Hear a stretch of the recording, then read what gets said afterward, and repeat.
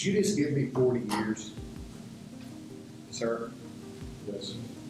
You just gave me 40 years. Well, guess what? Sir, don't say this again. In court. See? I'm gonna murder you when I see you. Man. I didn't do anything wrong, man. Think you have seen it all in a courtroom? Think again. Let's look into some of the most bizarre criminal appearances in court. Number 10, Sidney Newsom.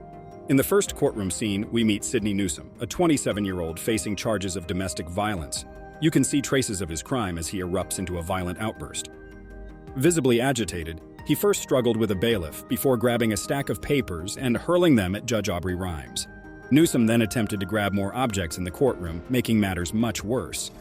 This guy was so unhinged, he even tried to throw a phone at Judge Rhymes.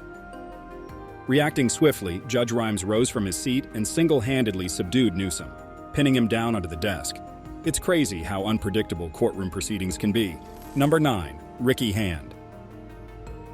Did you just give me 40 years? Sir? Yes.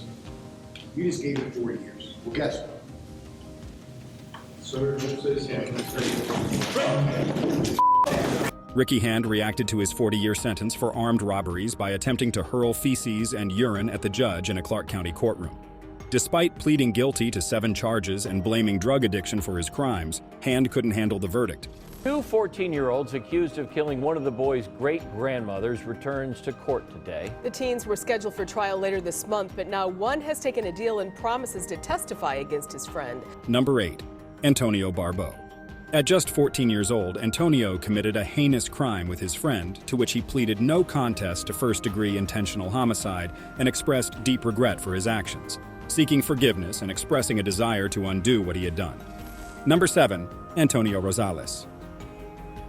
During closing arguments, Rosales became visibly agitated and caused chaos in the courtroom when referred to as a child molester. All efforts to restrain and calm him were of no use. The situation got so violent that the trial had to be suspended for the evening. Number 6, Tobias Roman. See? I'm gonna murder you when I see you. Already facing charges of stalking, Roman escalated the situation by threatening to murder the presiding judge, Charles R. Bremer, during the arraignment. This terrifying threat led to new charges and immediate action from the court. Despite warnings and attempts to calm him, Roman continued his disruptive behavior, and the judge had him removed from the courtroom. Yeah. My foot hurts. I can't stand up right now. I'm right here. What happened? Man. Tobias, my first name. That's it. Giggles or Tobias. That's it. Don't call me nothing else. I will appoint the public defender to represent Mr. Roman. The charges, Mr. Roman, are attempted robbery. It's all right. It's all right. Hey, Mr. Roman, you need to be quiet. Yeah, you need to be quiet. Number 5, Jack Dean Whitaker. 62-year-old Jack Dean Whitaker's reckless decision to drive under the influence with a suspended license led to a horrifying crash that forever changed the lives of 19-year-old Kayla Wilson and her unborn child. This heart-wrenching incident not only robbed a young woman of her life, but also left her daughter motherless. Whitaker's indifference to the pain he caused was chilling, as he remained silent and showed no remorse during his sentencing. As myself, any amount of time that Jack Whitaker could serve cannot make up for the loss of my daughter.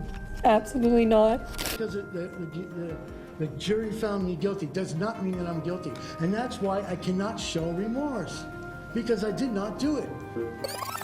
You'll never know her mom and dad again. I didn't do it. I didn't do it. Mr. Whitaker, you had a chance already. This is my opportunity. Yeah, well, I didn't do it. Number 4, Eric Penland.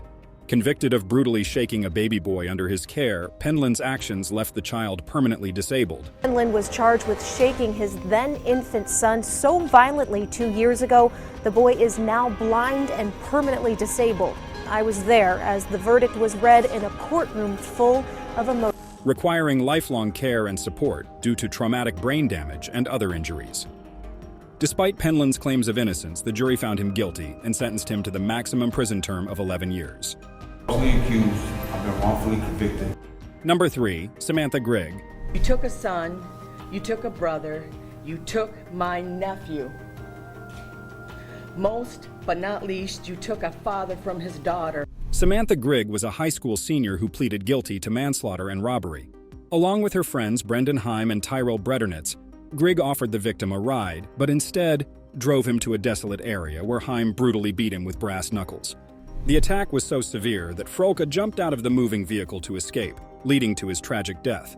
That's his daughter Melody's first steps, her first words, her birthdays, her graduations, her joys, her heartaches. She'll never get to know her daddy. Now we live knowing that on the night of February 15th, 2014, while we were inside our warm houses, Dustin was left to die on the side of the road, and there was nothing we could do to help. Despite claiming she never intended for Frolka to be harmed, Grigg's tearful apology in court did little to calm the outrage from Frolka's family. I would like to extend my deepest remorse to the family of the victim. He was a fellow musician. It really breaks my heart. And I wish I could take it back every day. But she can't take it back, and now the judge is sending Grigg to prison for 6 to 15 years. Number 2, Dylan Shoemaker. In this next truly appalling incident in Springville, New York, 16-year-old Dylan Shoemaker was given the responsibility of babysitting his girlfriend's 2 young boys, including 23-month-old Austin Smith. What followed can only be described as cruel and violent. Kill Austin. Actually, I really didn't. I really think I did that. I didn't mean to hurt him. I'm a 16-year-old blonde. Probably all I have to do is cry in front of the jury, and they're going to feel sorry for me. Disturbed by Austin's cries, Shoemaker placed a pillow over the toddler's head and savagely punched it. Why? To silence the innocent child. The aftermath of this senseless act was devastating. Despite Shoemaker's feeble claims of innocence, the jury saw through his lies during the trial and convicted him of murder. He was handed a maximum sentence of 25 years, later reduced to 18 years behind bars. Me to kill Austin. Number 1, Franklin Williams. Franklin Williams faced sentencing for a string of serious crimes in Ohio, including robbery and kidnapping. Instead of accepting his fate, Williams created a ruckus by incessantly interrupting the proceedings. Despite repeated warnings from the judge, Williams didn't stop, leading to the deputies to physically gag him with red tape to restore order. Williams's disruptive behavior only sealed his fate faster, as he was sentenced to 33 years behind bars in 2019. Any of my deputies, you're going to have a bad day. None of that. Oh, you clear. Put the tape on me, man. We done with this shit. That's what it is. We'll go back on the record.